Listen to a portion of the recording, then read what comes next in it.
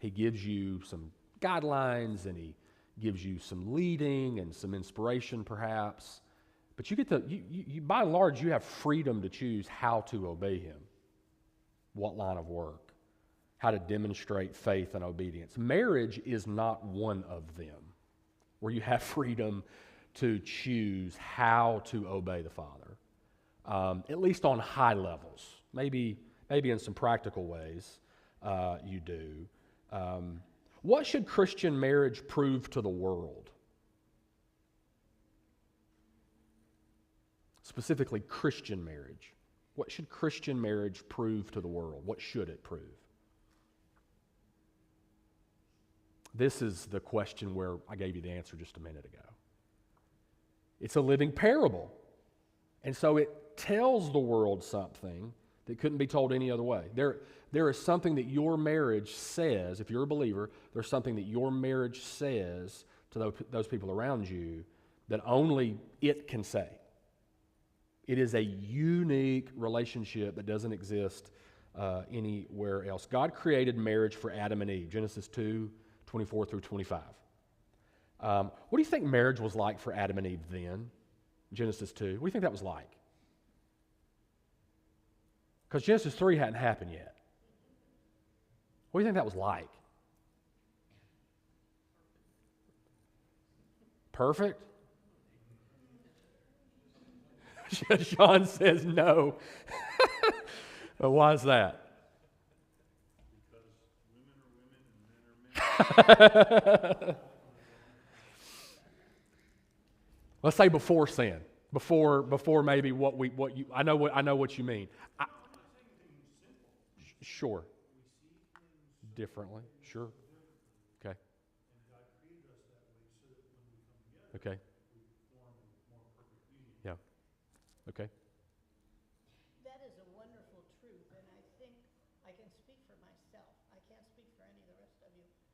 Failed my children in not understanding and passing that on to them before they got married. That there's a difference. We don't prepare our kids. I didn't. Okay. Maybe you did. I didn't prepare our children. Well, if you didn't, I didn't. I can tell you that.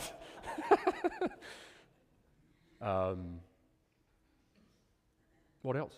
Nor did we ever argue in front of them, and therefore they thought a good marriage was one that had no bumps in it. No disagreements. Well, we all know Yeah. that's not Yeah.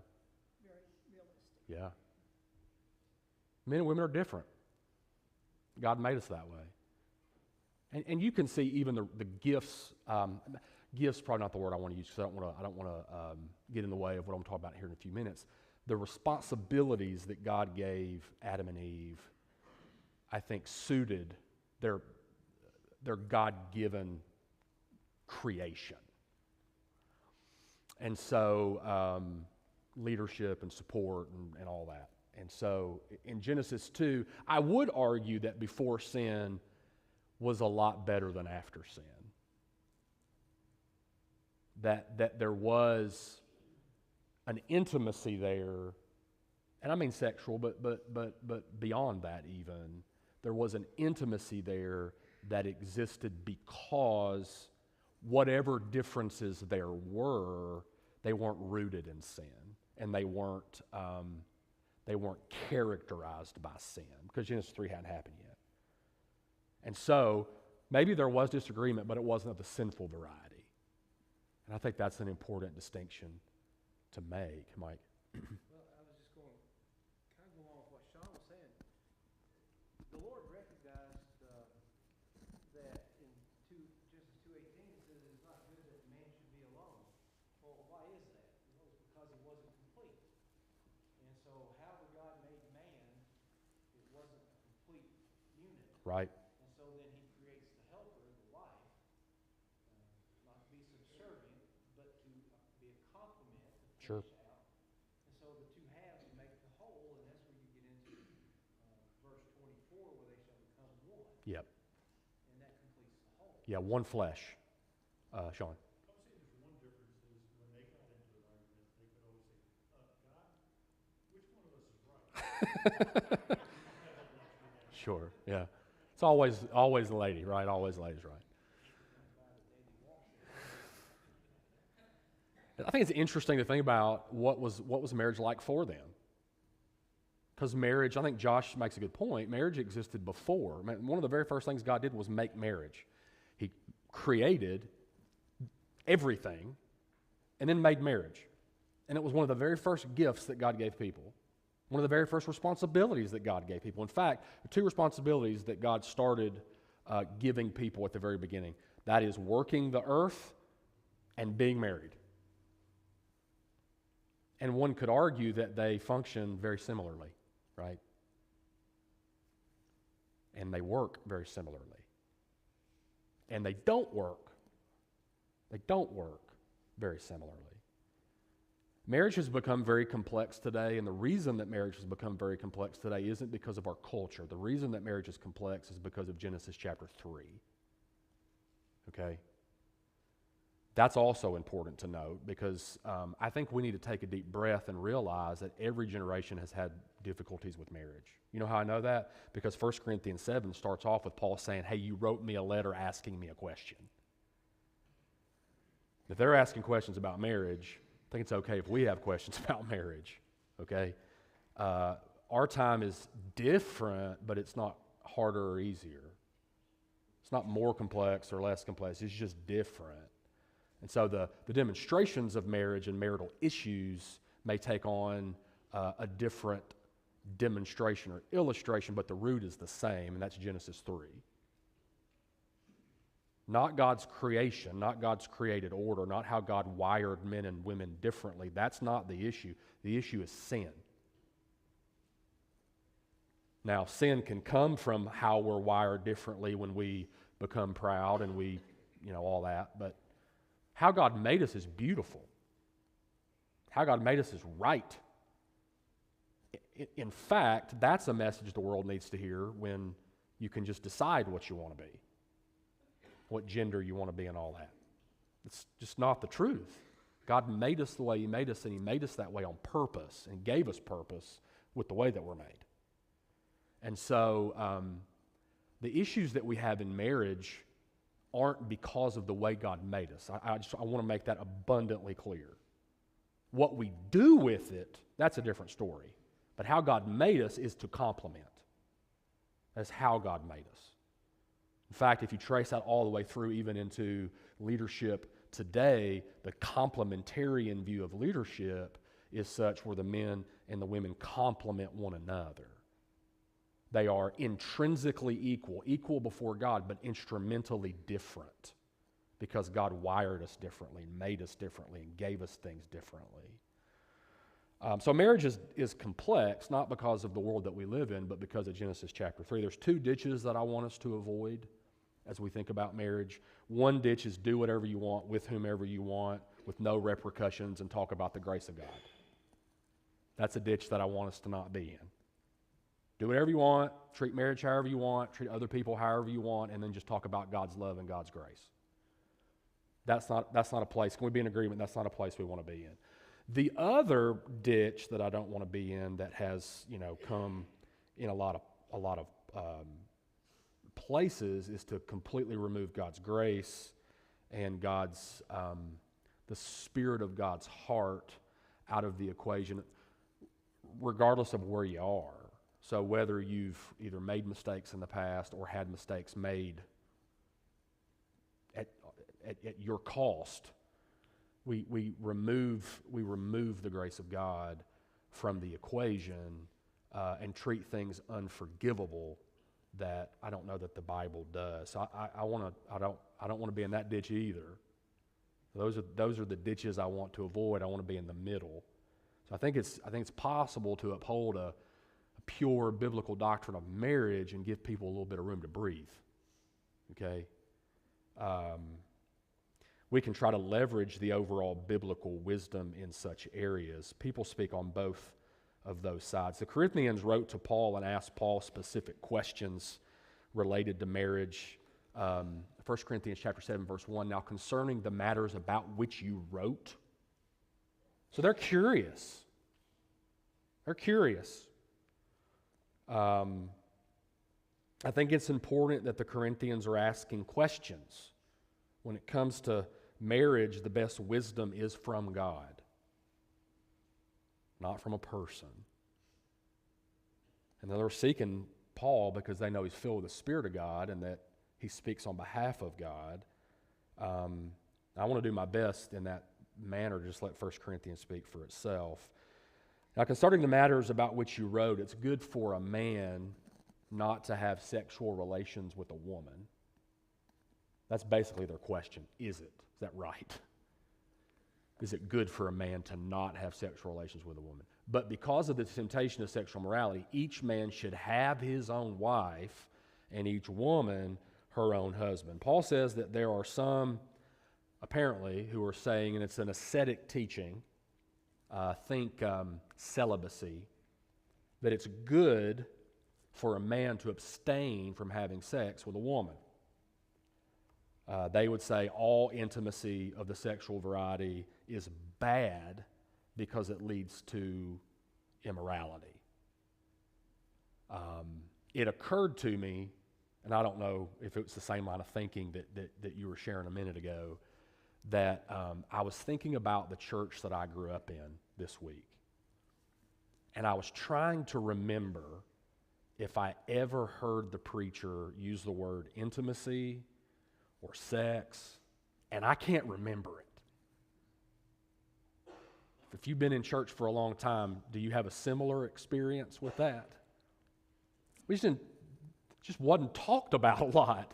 People get kind of nervous, and would feel weird about that. But it's what Paul says. It's just what he says.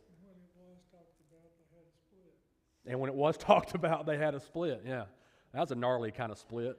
I don't know what side you'd want to be on there necessarily.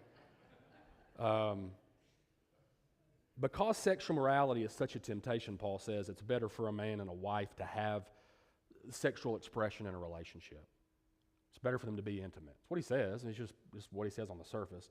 Genesis says that sex is for procreation and partnership. It's what it's for. It's to populate the earth. It's done in partnership. That's how it's done. Song of Songs, which good Jews wouldn't let their children read until they were 13. Song of Songs says that sexual intimacy is for pleasure. That's the Bible. Okay? That's the Bible. Paul says that sexual intimacy in marriage is actually to help keep one pure. That's what he says here. So, there's procreation and partnership, there's pleasure, and there's purity. It's like a preacher did that, right? 4 P's. And all of that results from intimacy in a marriage. And sex is part of that, but intimacy is deeper than that. Why do we got to see that whole picture for God's plan?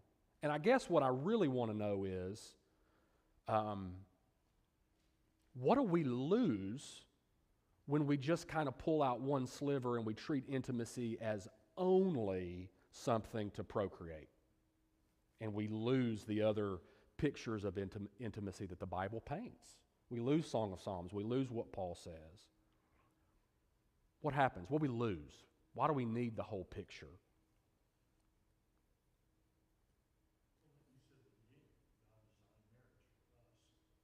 Yeah. It helps us to be healthy, happy, and worshiping Him.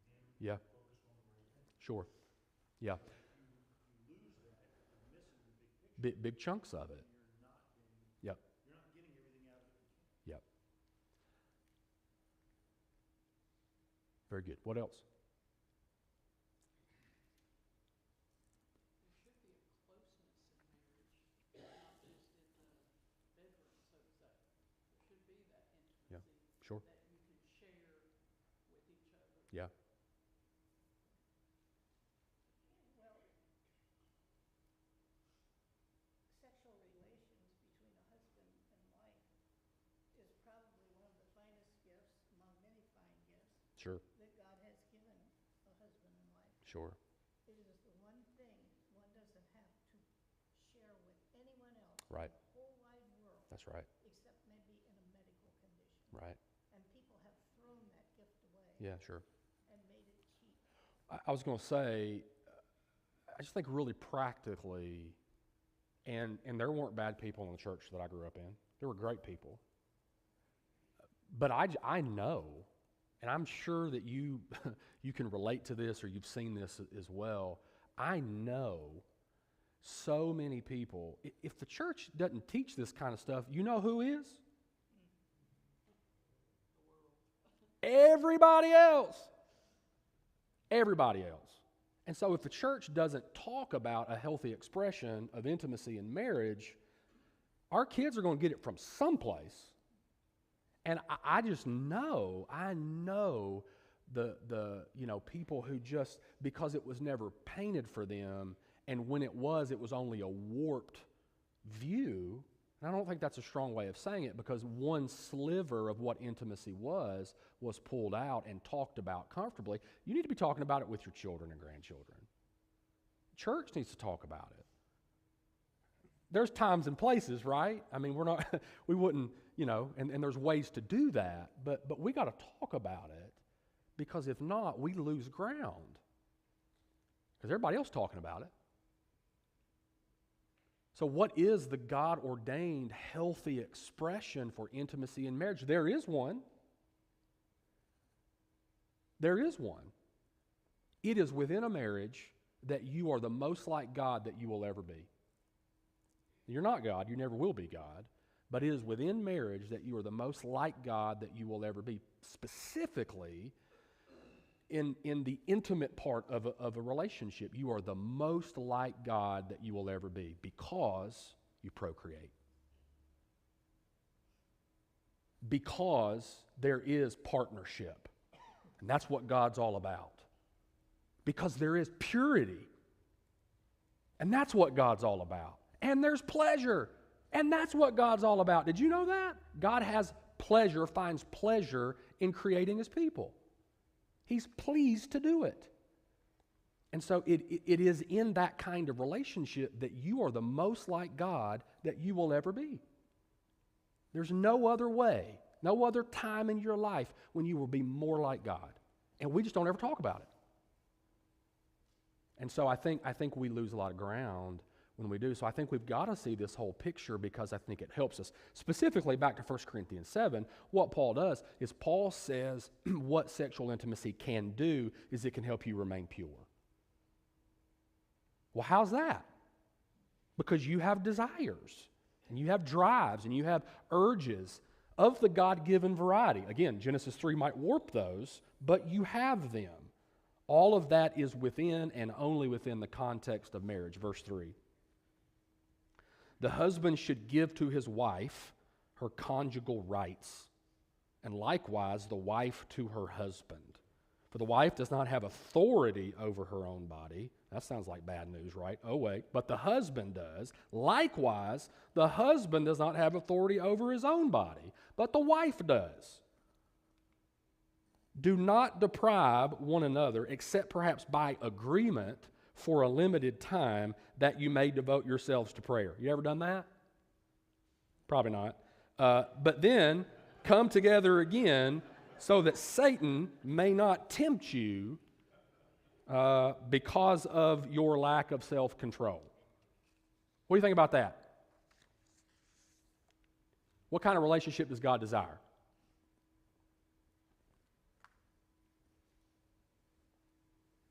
What sticks out to me is when Paul says, just real black and white, real blunt, the wife's body isn't hers. It's the husband's. But the husband's body isn't his. It's the wife's. That's what sticks out to me. And you know what that means. When Paul says the spouse has no authority over their own body, but the other party does, what kind of relationship is that? If you had to maybe give it a term or sum it up, how would you do that? What kind of relationship does God desire? What's that? Faithful, okay, yeah. Unselfish, yeah. Faithful and unselfish, those are great words. What else? Submissive, okay, yeah. Of a mutual variety.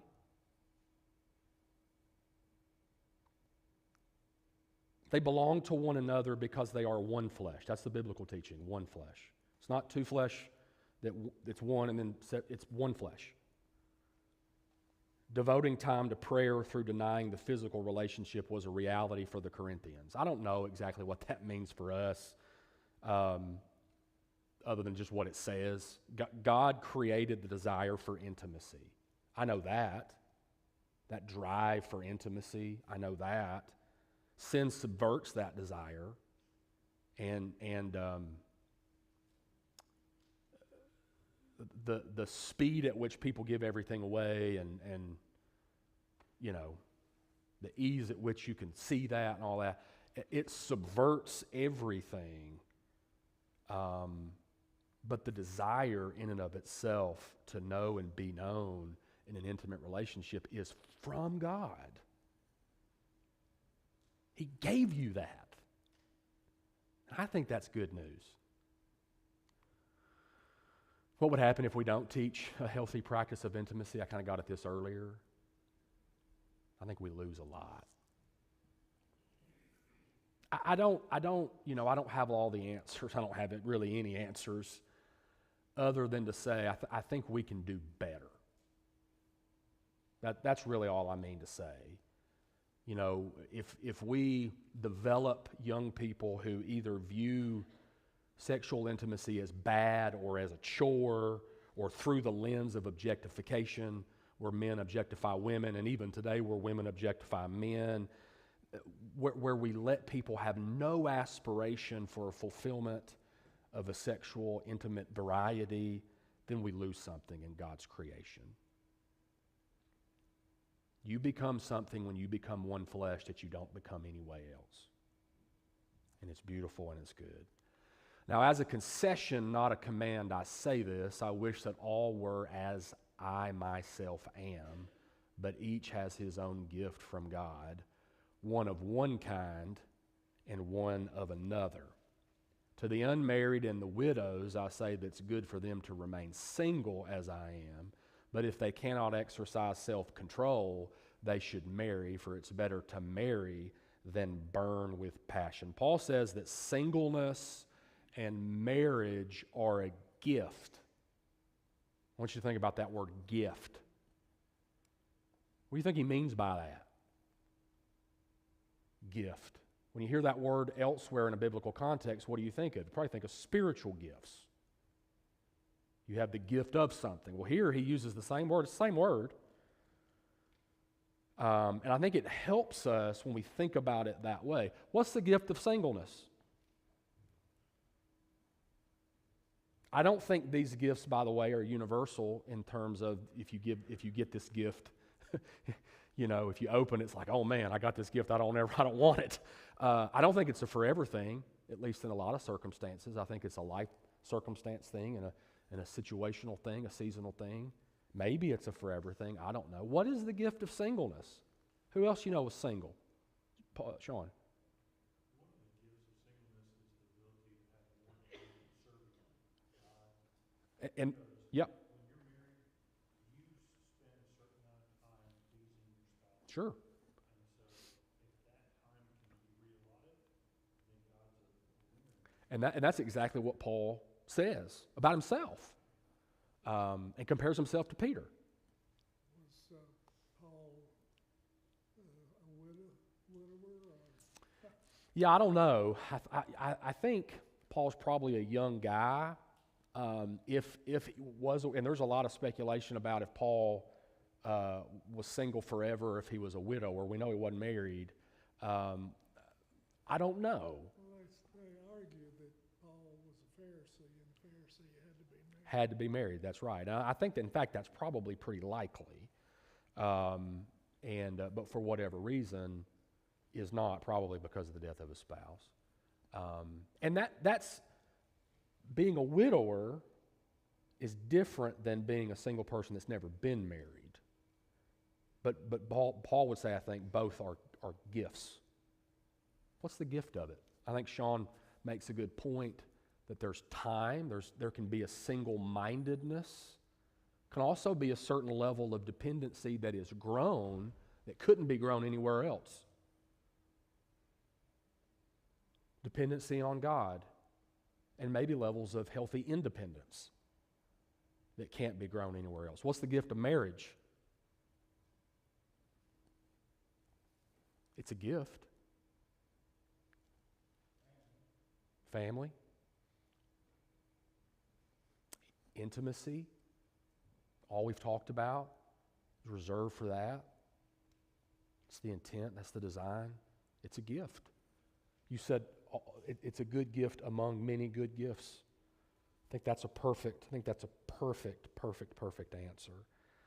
Again, that doesn't mean that gifts last forever. Whatever God's plan is, it's right. And it's good. And whatever season you're in now, if you embrace that earnestly, I believe with all my heart that God will meet you in that place and will show to you good gifts in that place if you embrace it earnestly. Daniel Akin says most are gifted by God for marriage. A strong desire for sex would be an indication of this. Again, God's design and plan are clear. He says it just really clearly. Virginity before marriage, monogamy in marriage, no sex before marriage, no sex outside of marriage, all sex within marriage.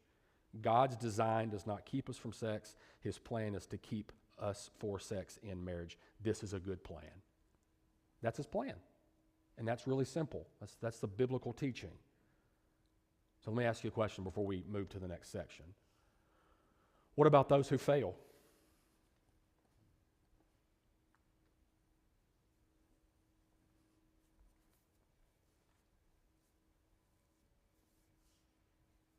If his plan is all sex in a marriage, what happens to those who fail?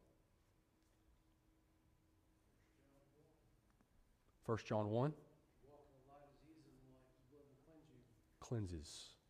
Let me tell you, I think it's a really important juncture to ask that question, because I think we're comfortable asking that question in the first half of that chapter and less comfortable asking that question in the latter half of that chapter. And I think if you ask the question anywhere in a chapter, you need to keep asking the question. What happens to those people who fail? If you walk in the light, he's in the light, the blood of Jesus continually cleanses you. We talked about this a couple weeks ago. I don't even remember in what context, like the waterfall kind of deal. If you stand under a waterfall and you throw mud on you, that waterfall is going to keep washing you clean. But if you step outside the waterfall, the mud will stick to you. Paul says this, to the married, where do I put that remote? To the married, I give this charge, not I, but the Lord. The wife should not separate from her husband. But if she does, she should remain unmarried or else be reconciled to her husband. The husband should not divorce his wife. Stop there. What do you think about that?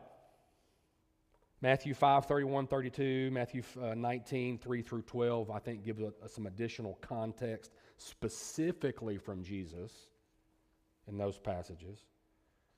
Context for Paul's words in 1 Corinthians 7.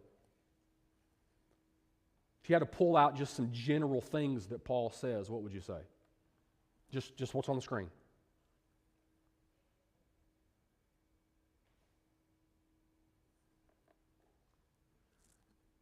If by chance they're unevenly yoked, does that change? Let's talk about that in a minute.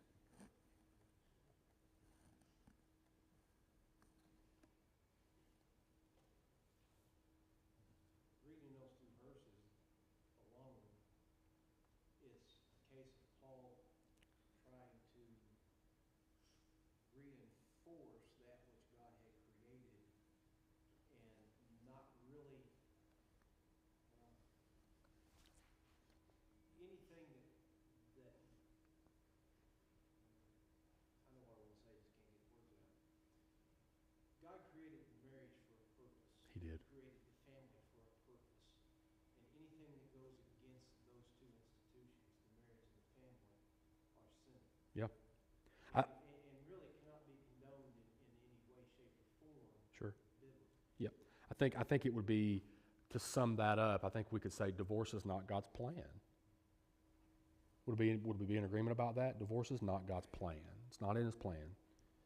It's not his intent. It's not his desire. It's not his plan. Divorce occurs though, right? It's becoming rare that a marriage stays throughout one's life. I think these are kind of the points, if I'm just kind of pulling things off the page. I think these are some general points. Again, this is just what 1 Corinthians 7 says, okay? We'll talk about what to do with it at this point next week. But this is just what 1 Corinthians 7 says. God's plan for marriage is for it to be permanent. One man, one woman, for life, one flesh. Two people becoming one flesh. There are reasons for separation. We'll talk about that. God's desire for troubled marriages is reconciliation. That's his desire. Divorce and remarriage in a relationship where both claim to be believers is wrong. Even when divorce is an option, reconciliation should still be an option. I think that's kind of what Paul says. Just on the surface. What does Paul not say? I don't have a list for you here because it would be I couldn't make it exhaustive. That you've heard about marriage, divorce, and remarriage. What does Paul not say?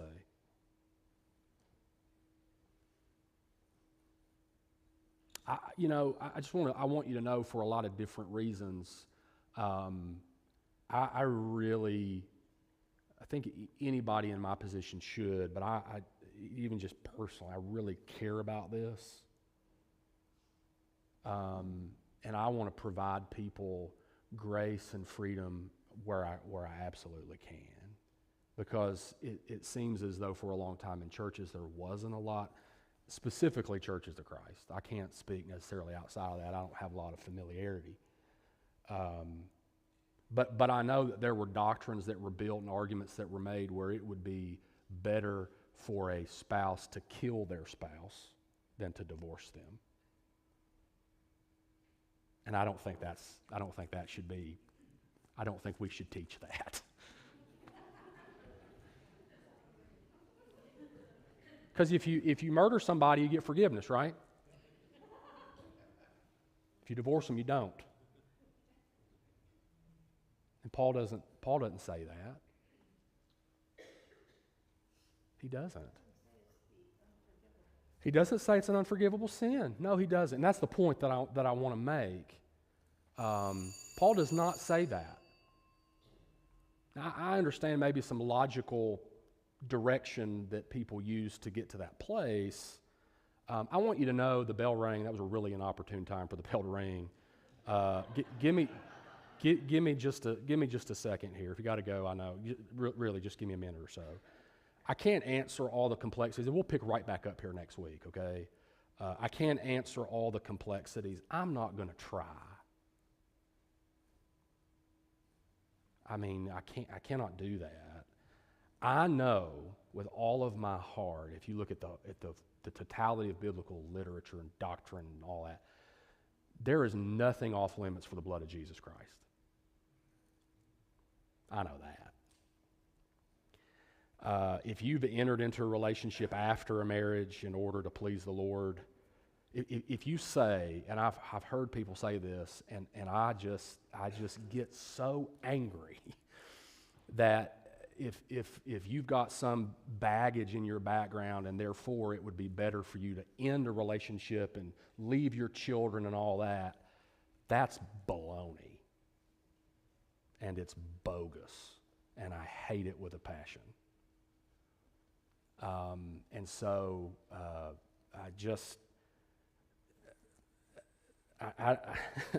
what does submission look like completely? I can't answer that.